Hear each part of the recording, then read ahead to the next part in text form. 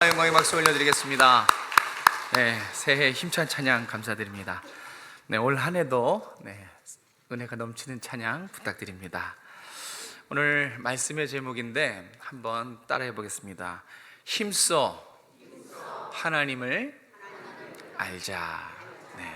올 한해도 여러분과 여러분의 가정에 하나님의 힘써 알므로 승리의 역사가 있기를 주님의 이름으로 축복합니다. 우리 옆에 분에게 이렇게 한번 힘을 줍시다. 하나님을 힘써 알아갑시다. 올 한해는 딴 거 없습니다. 힘써 누구를 알자고요? 하나님을 아는데 조금 여러분 노력하시고 힘을 써서 하나님을 알아갔으면 좋겠습니다. 오늘 첫 시작을 정말 고민을 많이 했는데 정말 딱 이 예화밖에 없더라고요. 오늘 설교의 이해를 위해서 제가 먼저 사례 한 가지를 말씀드리면서 오늘 설교를 시작하려고 합니다. 저 대학부 때 제 한 후배 이야기입니다. 이 후배가 남자친구하고 이제 교제를 했는데 무려 7년을 교제했습니다. 되게 오래 했죠. 7년 교제 안 해보셔서 모르시겠지만 20살에 7년 교제하면 거의 3분의 1을 그 친구가 같이 보낸 거예요. 그죠? 엄청난 거죠? 7년을 사귀었는데 깨졌어요. 아쉽게 깨졌습니다. 그래서 제가 7년 사귀고 깨졌으면 되게 슬퍼하겠다. 정말 이 마음이 만신창이겠다 싶어서 한번 위로하려고 불렀습니다. 그래서 저는 이제 다 죽어갈 줄 알았는데 그냥 시큰둥해요. 시큰둥하고 정말 아무렇지 않더라고요. 그래서 저는 처음에 사람이 너무 큰 충격을 받으면 어떻게 돼요? 여기가 이제 조금 이상해져서 이 정신이 나갔구나라고 생각했는데 정신은 말짱했고 정말 아무렇지 않은 것이었어요. 그래서 제가 물어봤어요.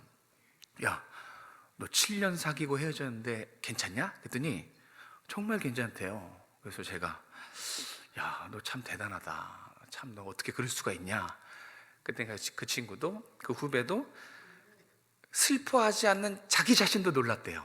자기 자신도 아무렇지 않아서 자기 자신도 자기한테 스스로 놀랬대요. 그리고 나서 그 뒤에 한 이 친구의 이야기가 오랫도록 제 어떤 머릿속에 이렇게 생각이 남게 했습니다. 이 친구가 자기가 정말 쓰러져 죽을 줄 알았는데 의외로 담담하고 아무렇지 않아서 자기가 그 남자친구하고 7년 동안 뭐 했나를 한번 쭉 이제 되돌아봤대요. 그래서 뭘 했나 생각해 보니까 만나면 뭐 합니까? 보통 연인들 밥 먹죠. 맛집 찾아다니고 그거 한 거예요. 또 밥 먹고 나서 뭐 합니까? 차 마시고 그거 한 거죠. 그리고 또 때로는 기분도 내야 되니까 영화도 봤겠죠. 그리고 더 기분 내고 싶을 땐 어디로 놀러 가요, 그죠? 에버랜드 이런 데 갑니다.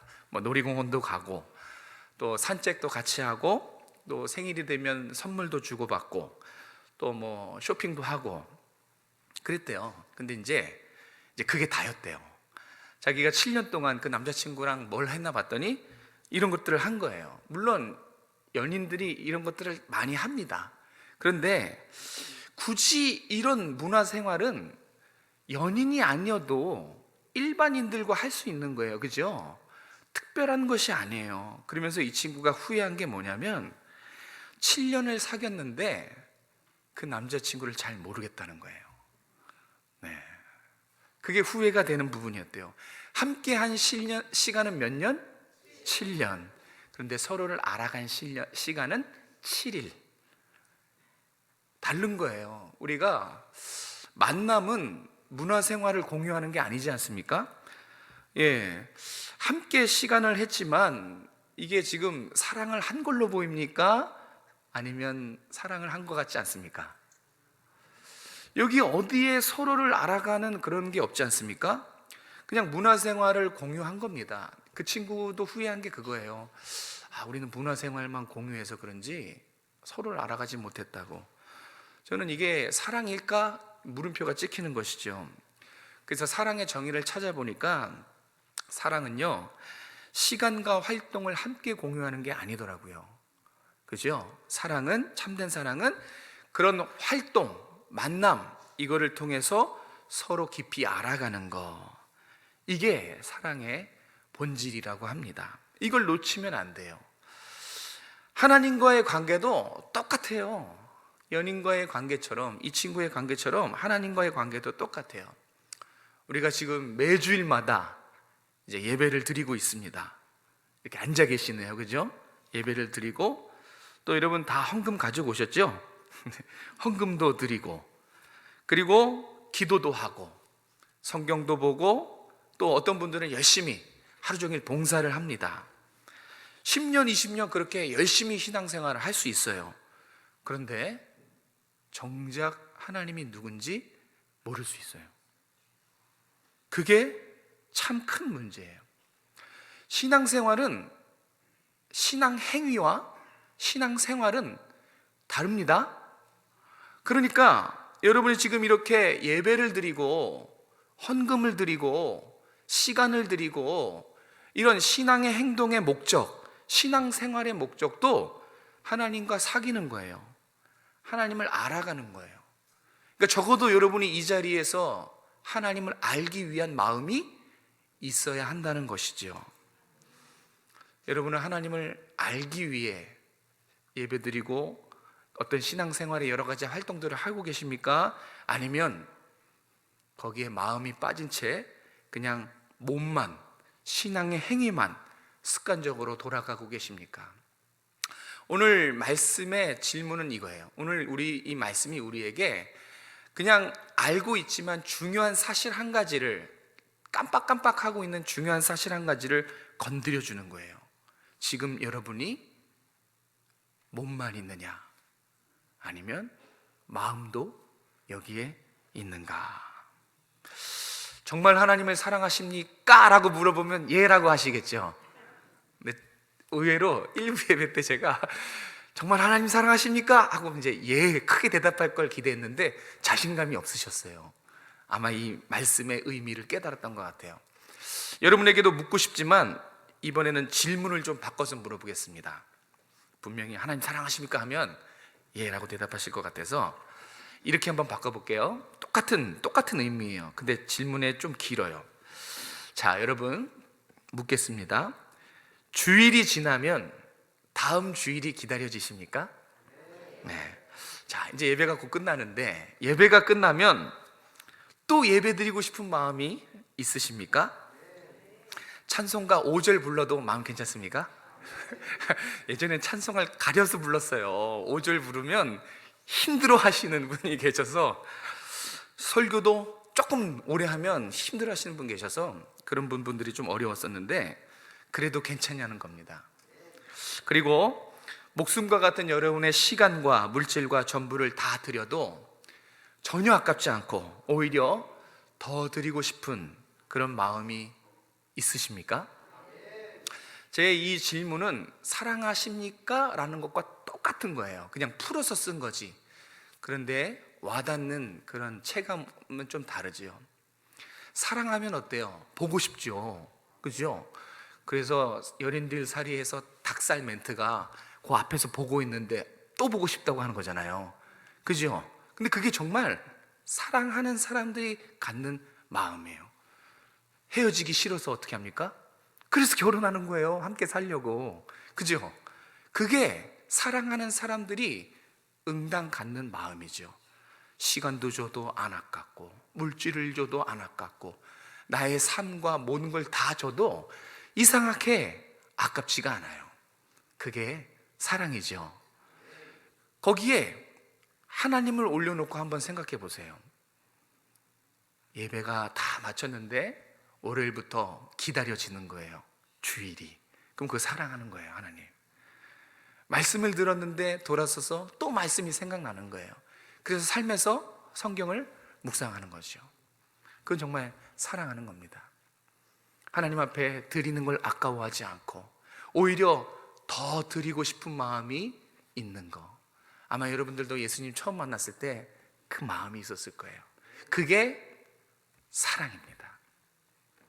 만약에 여러분이 이런 마음을 갖고 있다면 여러분 정말 진지하게 주님을 사랑하고 계시는 것입니다.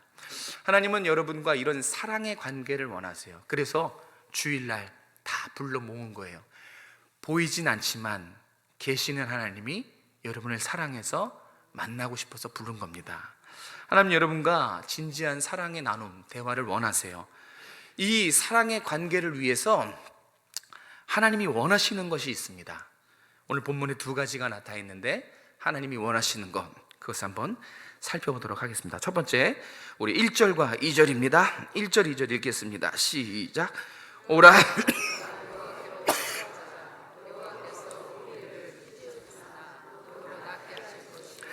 우리를 치셨으나 싸매어 주실 것임이라. 여호와께서 이틀 후에 우리를 살리시며 셋째 날에 우리를 일으키시리니 우리가 그의 앞에서 살리라. 아멘. 이 1, 2절에는 이 하나님 아버지의 마음이 다 녹아져 있어요. 이거를 압축해서 딱 두 문장으로 만나면 제발 돌아와라, 제발 돌아와라, 관계를 회복하자, 이 두 마디예요. 우리에게도 하는 말이에요. 제발 돌아와라. 몸이 돌아오라는 거예요? 마음이 돌아오는 거예요? 마음이에요. 이 자리에 앉아 있어도 그냥 문의만 있으면 돌아오라는 거예요. 제발 그 마음을 돌이켜라. 제발 관계를 회복하자. 이 말씀입니다. 하나님의 마음이 느껴지시길 축복합니다. 여기에 하나님이 원하시는 것이 있어요. 하나님이 원하시는 것은 바로 회복과 회개입니다. 회복과 회개를 원하고 계세요. 오라 우리가 여호와께 돌아가자. 이것은 제발 회개하라 라는 얘기고, 2절의 맨 마지막에 우리가 그의 앞에서 살리라, 이것은 영적으로 회복된 상태를 말해요. 영혼이 살아있는 상태. 그래서 궁극적으로는 하나님과의 관계가 회복된 것을 말해요. 그래서 회개해라, 나랑 관계를 회복하자, 그렇게 말씀하고 있는 것입니다. 자, 이스라엘 백성들이 어떤 상태길래 제발 좀 돌아와라, 제발 나랑 관계를 회복하자, 하나님께서 이렇게 말씀하고 계실까요? 반대로 생각하면 되죠. 지금 제정신이 아니라는 거예요. 지금 저 멀리 떠나 있다는 겁니다.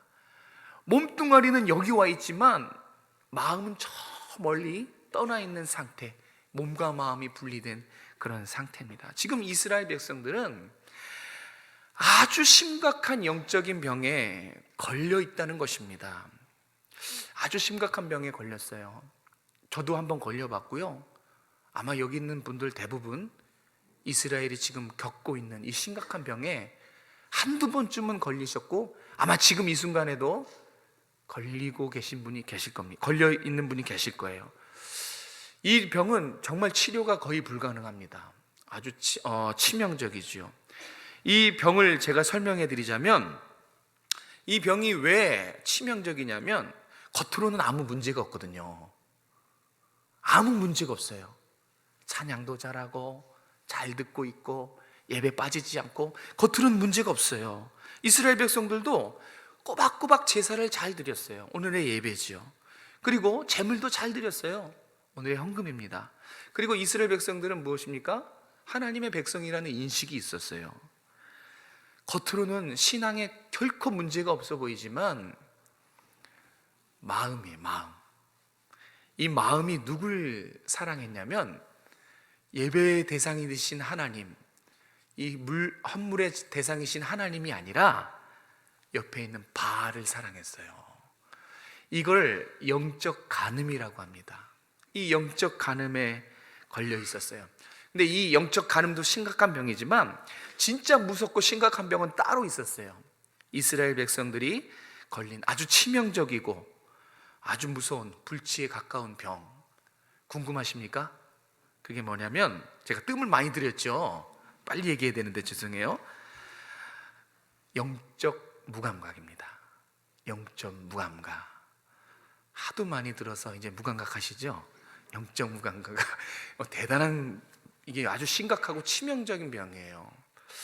이 영적 무감각이 왜 무섭냐면, 저는 이제 개념이 없다라는 이제 그런 분들이 계시죠. 정말 무서워합니다. 싫어하는 게 아니고 무서워해요. 개념이 없는 분의 특징은 모른다는 걸 몰라요. 그게 답답하죠. 대화가 안 되는 거예요. 왜냐하면 무엇을 모르고 있는지 모르기 때문에 그렇습니다. 그러면 답답합니다. 여기를 몇 번 그냥 터지고 맙니다. 그죠? 그런데 이 영적 무감각한 병, 이것도 똑같아요.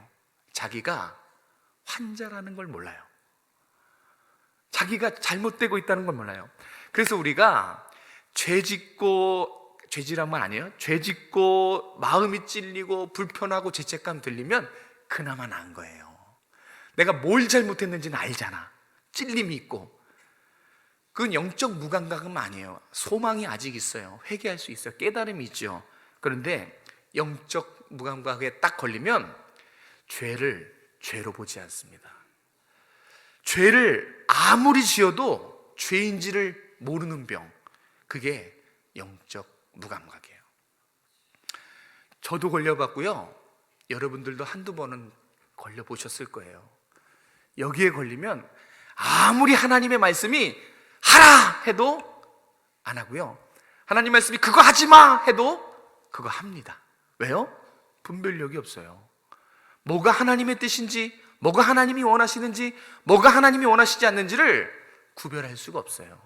그래서 뭐가 뭔지도 모르고 죄를 짓고 살아가요. 어떠한 감각이 없어요. 어떠한 인식과 마음의 찔림과 죄책감, 이런 게 전혀 없는 상태. 그럼 딱 떠오르는 상태가 하나 있어요. 죽은 상태죠. 뭐 영원히 무감각해져 버린, 죽어있는 상태.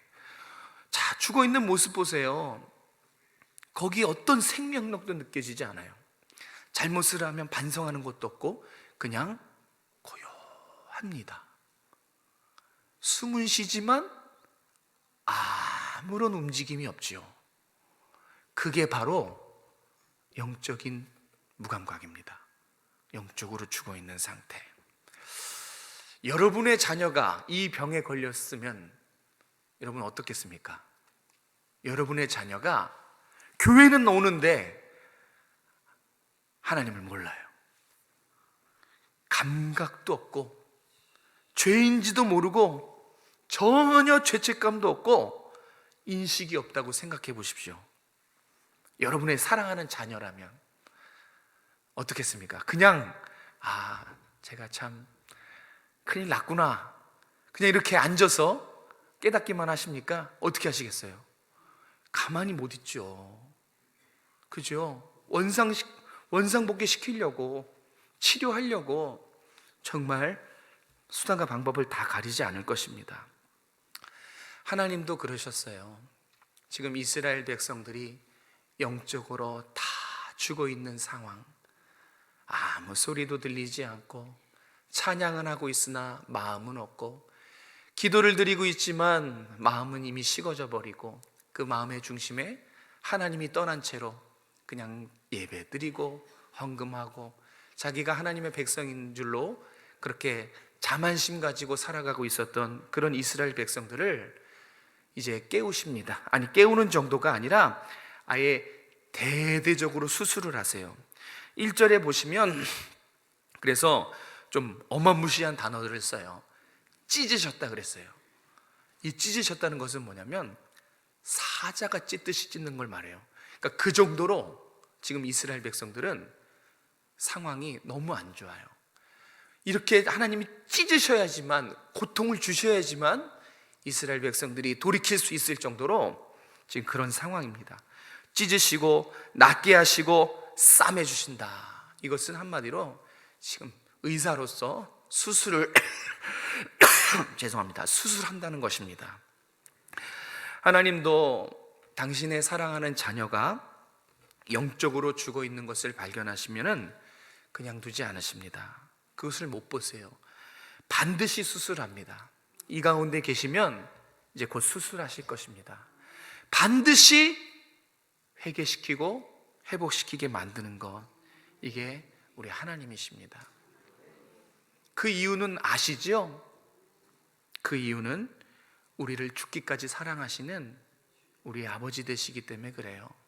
부모가 자식의 그런 상황을 볼 수 없듯이 우리의 영혼의 아버지 되시는 하나님도 우리의 이 영적 무감각을 그냥 볼 수가 없는 거예요.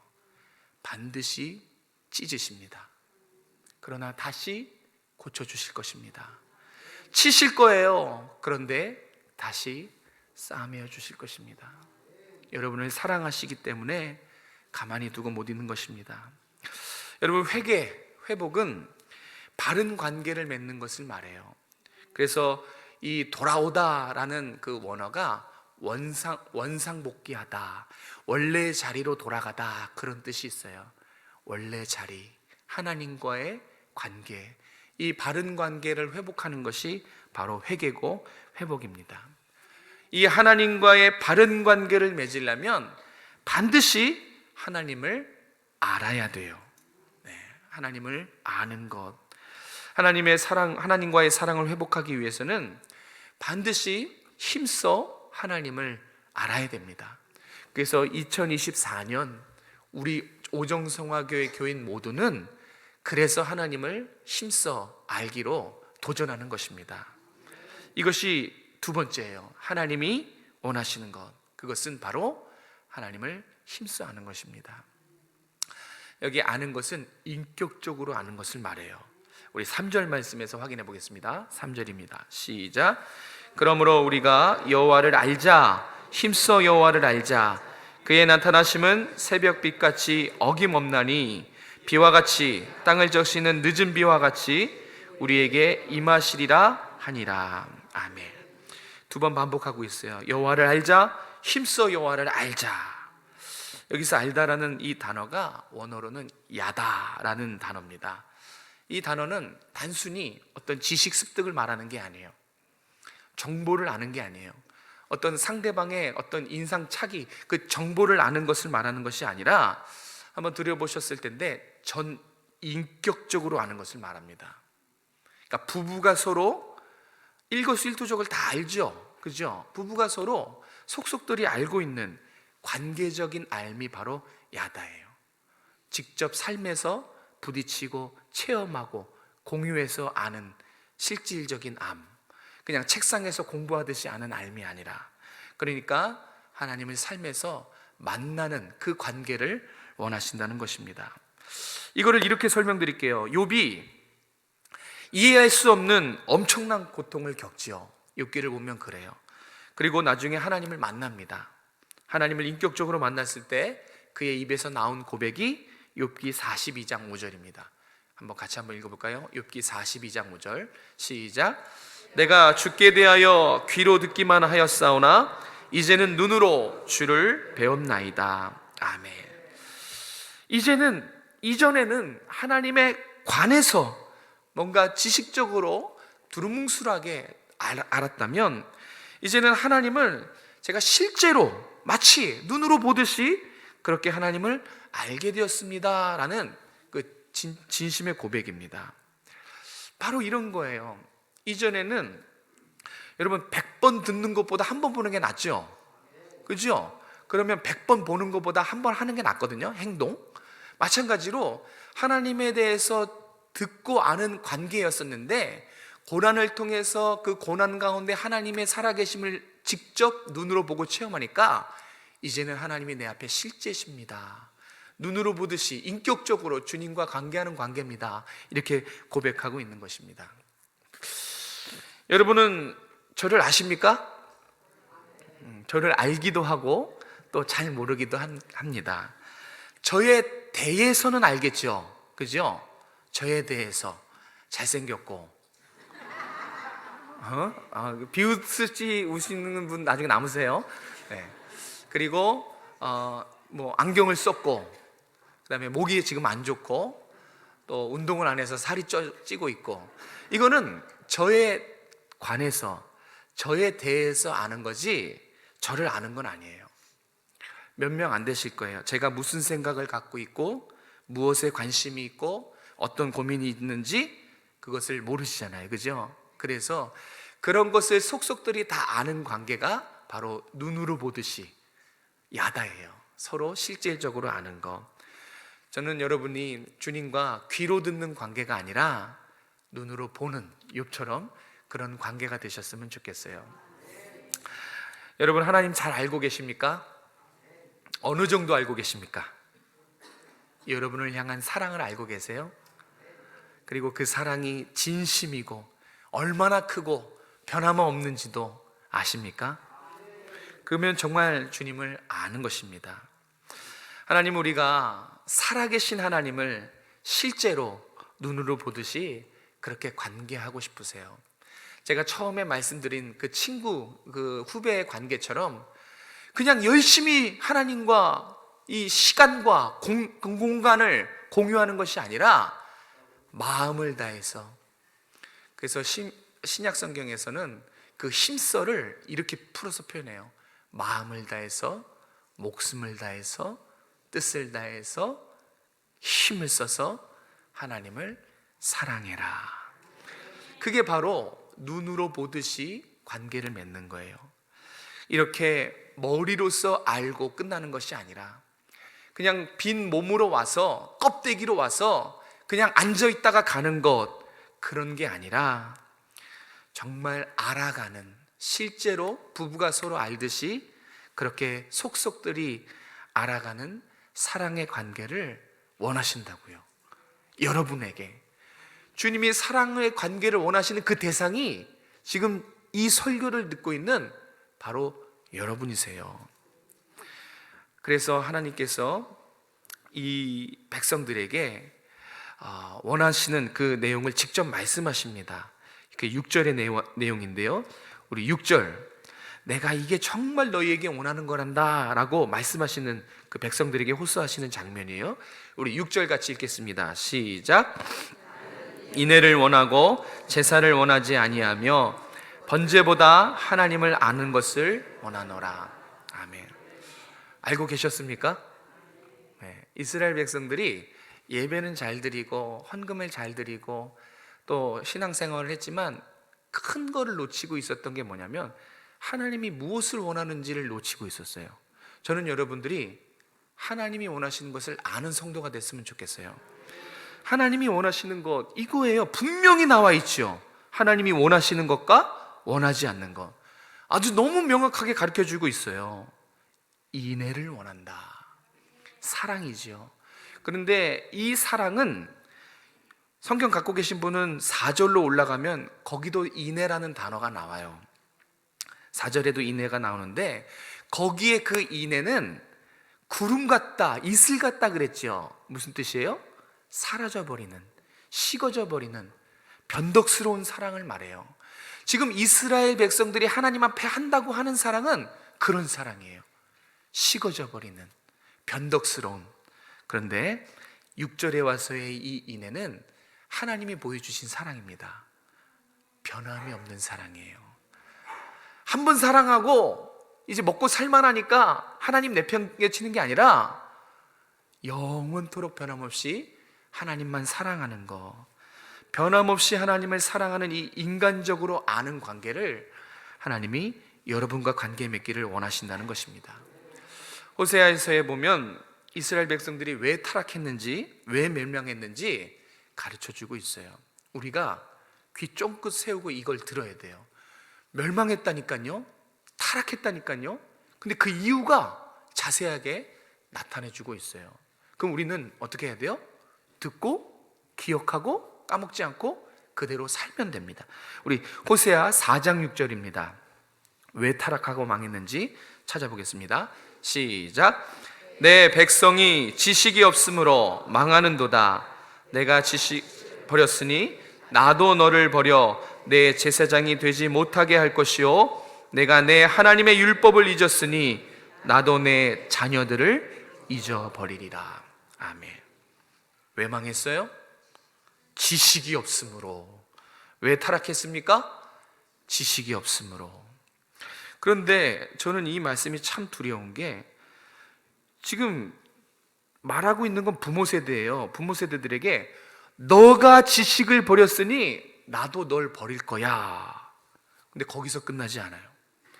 부모 세대가 말씀을 버리고 하나님을 멀리하고 하나님에 관한 지식을 버리면 맨 마지막에 뭐라 그러면 내 하나님의 율법을 너희가 잊었으니 나도 너희의 자녀들을 잊어버리리라.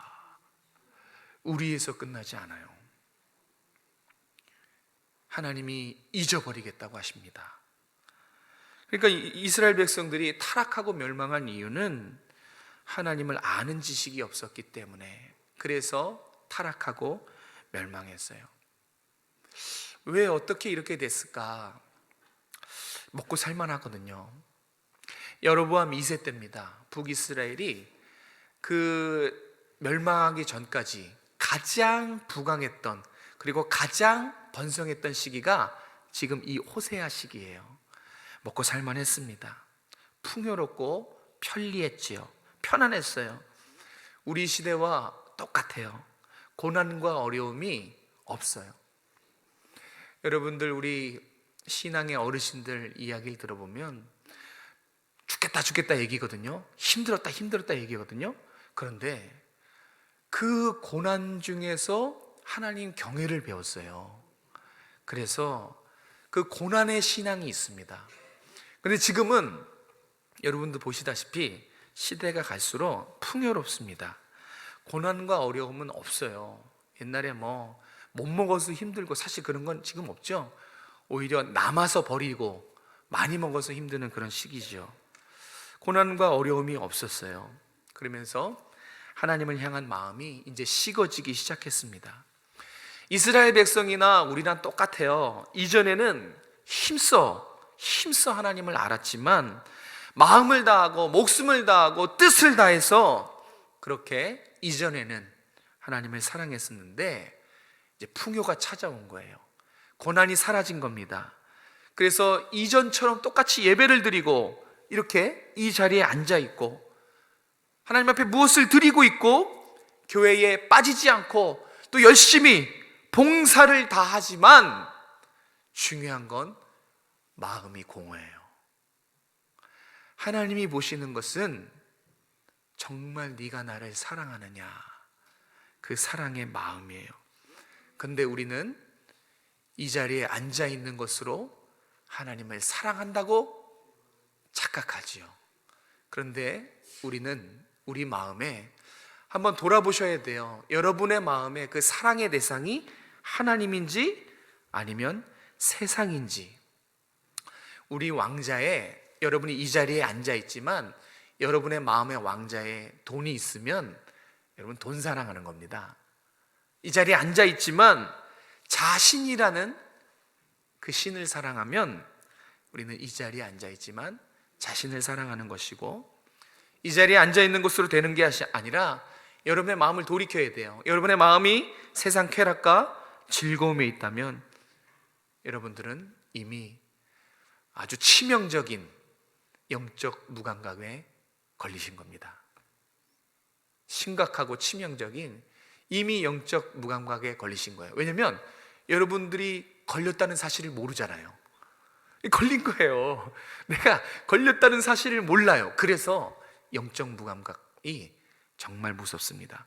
하나님의 말씀이 귀에 쩌렁쩌렁하게 너 걸렸어 라고 말하고 있어도 여기까지 와닿지 않습니다.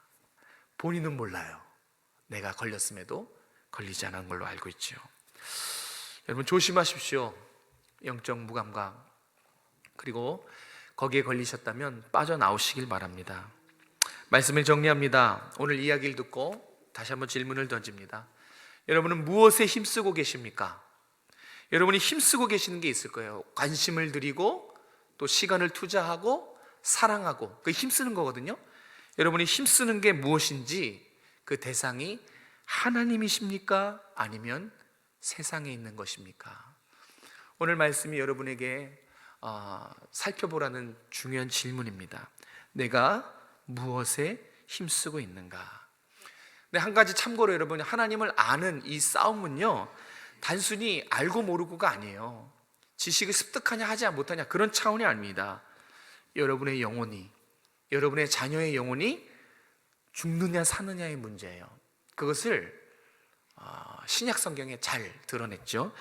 우리 마지막으로 요한복음 17장 3절을 같이 한번 읽겠습니다.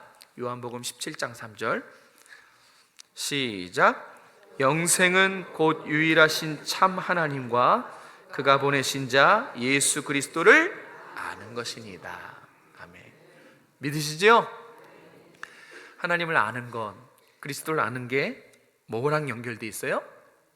영생입니다. 단순히 하나님을 알아서 이 땅에서 좀 편하고 잘 먹고 세상 사람들보다 기쁘고 그런 게 아니에요. 더 나아가서 저와 여러분과 여러분의 자녀들의 영혼이 영원히 사느냐, 영원히 죽느냐, 그런 문제라는 것입니다. 우리가 2024년 힘써 여호를 알자 표어로 시작했습니다. 이 표어가 그냥 좋은 문구로 그냥 끝나지 않았으면 좋겠어요. 정말 올 한 해 좀 힘써 보세요. 다른 무엇보다 하나님을 아는데 좀 힘써 보시기 원합니다. 그래서 두 가지만 저랑 약속해요. 여러분, 이 두 가지만 열심히 하시면 돼요. 하나는 개인 경건 생활입니다. 네. 하나님을 힘써 아는 거 다른 거 아니에요. 여러분이 경건 생활에 힘쓰는 거예요.